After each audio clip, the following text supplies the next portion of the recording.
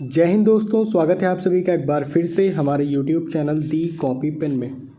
तो पिछले वीडियो में हम लोगों ने लॉर्ड डलहौजी के बारे में जो भी एग्ज़ाम की दृष्टि से इम्पोर्टेंट पॉइंट्स थे उनकी बात हम लोगों ने कर ली थी। तो आज के वीडियो में हम लोग लॉर्ड कैनिंग के बारे में बात करेंगे, ठीक। और जो भी इम्पोर्टेंट पॉइंट हैं वो आपको इसमें क्या करने हैं, एकदम से याद कर लेने हैं, ठीक। तो चलिए वीडियो की शुरुआत करते हैं पहले पॉइंट से। और पहला ही पॉइंट आपको बता दूं कि बहुत इम्पॉर्टेंट पॉइंट है। तो यह भारत में कंपनी द्वारा नियुक्त अंतिम गवर्नर जनरल तथा ब्रिटिश सम्राट के अधीन नियुक्त भारत का प्रथम वायसराय था। तो अगर प्रश्न आता है कि अंतिम गवर्नर जनरल कौन था, तो लॉर्ड कैनिंग का नाम आपको याद रखना है। वहीं भारत का प्रथम वायसराय, तो उसमें भी आपको लॉर्ड कैनिंग का नाम याद रखना है।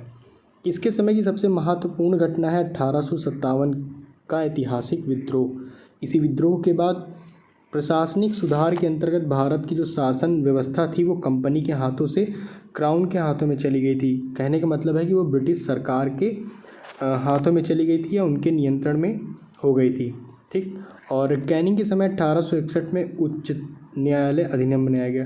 कैनिंग के समय में ही 1861 में उच्च न्यायालय अधिनियम बनाया गया, जिसके अनुसार पुरानी सुप्रीम कोर्ट और सदर अदालतों को समाप्त कर दिया गया और कलकत्ता, मद्रास और मुंबई में एक एक हाई कोर्ट की स्थापना की गई। तो इम्पॉर्टेंट पॉइंट है, तो हाई कोर्ट की स्थापना 1861 का अधिनियम भी आया था, उसके तहत उच्च न्यायालय की स्थापना कलकत्ता, मद्रास और मुंबई में की गई, ठीक।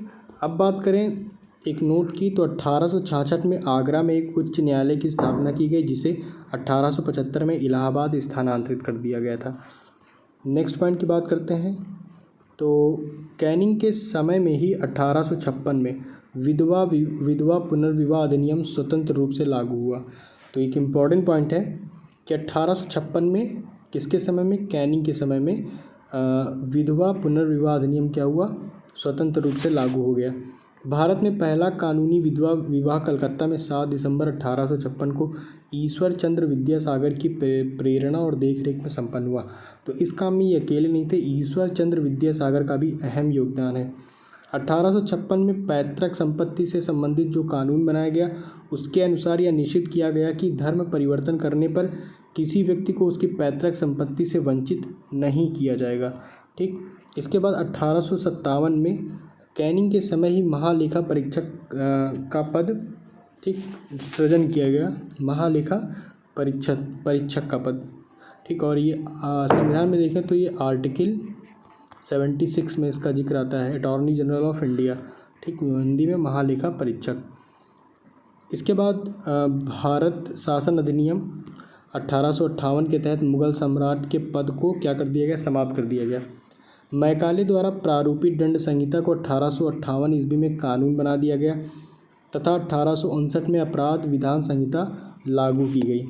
और जो व्यपगत का सिद्धांत था, डॉक्ट्रिन ऑफ लैप्स यानी राज्य विलय की नीति को क्या कर दिया गया, ये भी समाप्त कर दिया गया।